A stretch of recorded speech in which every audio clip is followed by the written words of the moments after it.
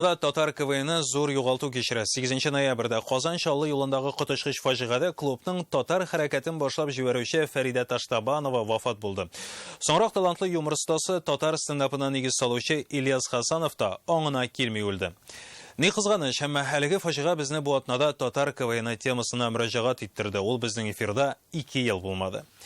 2017 елда Чаллының актив иҗат тормышында кайнаган яшьләрен без адымнарда күрсәткән идек. Бу вакыт эчендә хәрәкәт зурая, тарала, яңара. Анда бүген мәктәп укучыларыннан алып 40-тагыларга кадәр җәлеп ителгән. Татар КВНчыларының инде берничә буыны үсеп җиткән. Бу лига ниләр белән яши? Нәрсәдән башланды һәм бүген нинди яңа форматка күчтеләр? Алдагы сюжетны без Фәридә Таштабанова белән Ильяс Хасанов истәлегенә багышлыйбыз. Что? Минзифа! Нәрсә шәп ятасың безгә пешән кайтта әйдә ушатырга. Чаллы 2012 ел. Кадрда бүген арабызда инде булмаган юмор остасы Ильяс Хасанов та, татар КВНына нигез салучы Фәридә Таштабанова да. Быел 18-нче сезон. Ул 2000 еллар башында Чаллыга сәләтле татар балаларын район авыллардан җыеп КВН дип аталган серле дөньяга җәлеп итә. 2012 елда төшерелгән бу материалда инде 3нче буын талантлы яшьләр уйный. Мына хәзер башлыйбыз.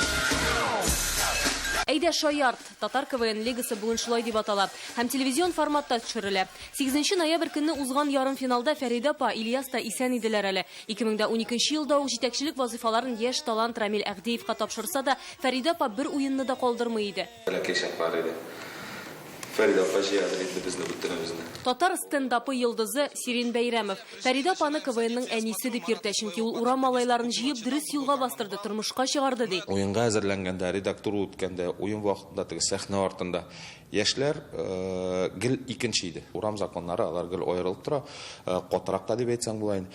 Ә монда шул ук каты яшьләр уже сәхнә артында репетициялар вакытында гел икенче кешеләргә әйләнәләр. Татар КВН лигасы ул һәр тармакта эшләргә сәләтле кадрлар мәктәбе ди. Татар КВН лигасының жюри әгъзасы Айваз Садыров. Шул ук Сирин Бәйрәмов, мәсәлән, татар КВН аша бөтен илгә танылды. Я сижу, думаю, нафига ему два одинаковых подарка?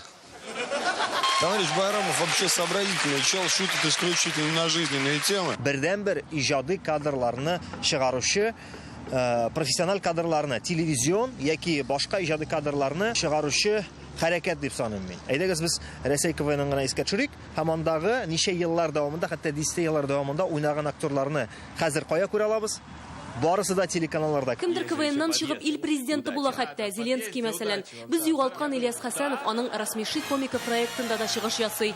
Татар стендапына нигез салучы да ул иде. Татар телендә генә түгел, рус телендә дә, әмма татар юморы белән шаярта белә иде.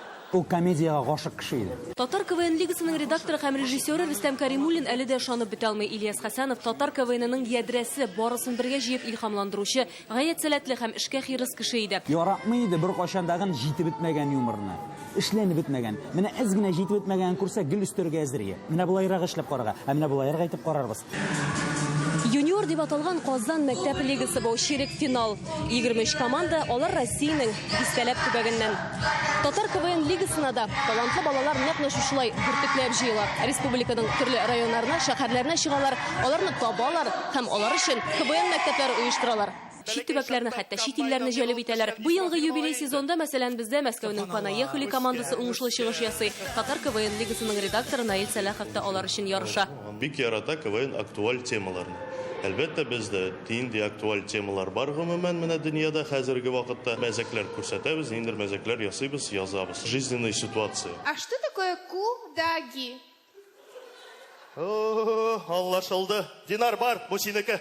Безнең менталитетка, безнең халыкка гына хас мәзәкләр бар. Танылган алып баручы шагыйрь Ринат Галиәскәров татар КВН лигасының тугры тамашачысы. Командаларның күп булуы, төрле районнардан килүе, хәтта Мәскәү командасында барайым катнаша. Менә алар теге нидер бер үзенчәлек үстәп җибәрәләр теге. Безнең татарга хас мәзәкләрдә бар, шуңа күрә менә алар бөтенсе нидер бер күңеллелек бирә һәм татар КВН чыннан да ул бик текә чара. Бер ел элек алар шулай ук килгәннәр иде теге татар лигасын шунда яңартып, яңа жанрга дип аның исемен, форматын алыштырга шул сүзләр менә ТНВда да аларның КВН-ын мин карадым, менә чыга башлады. Шул рәвешле татар КВН лигасы ребрендинг кичереп телевизион проектка әйләнде һәм безнең каналда күрсәтелә. Безгә бик ошады. ул форматта килиша татар КВН. Формат, когда есть обратная связь с жюри после выступления, это очень важно командам. 17 декабрь Кореев театрында Әйдә Шаярның юбилей сезоны финалы узачак. Фәрида апаны гадәтләнгән урында күрә алмаячакбыз. Һәммәсен илһамландыручы Ильяс Хәсәновны да. Әмма юмор хисен дөньяны үзгәртәчәк көч итеп күргән бу шәхесләр татар КВН-ның тарихында калачак. Айгөл Бәдретдинова, Игорь Романов, Вадим Илларионов, Ильшат Аюпов, Рамил Закиев, Яңа гасыр каналы.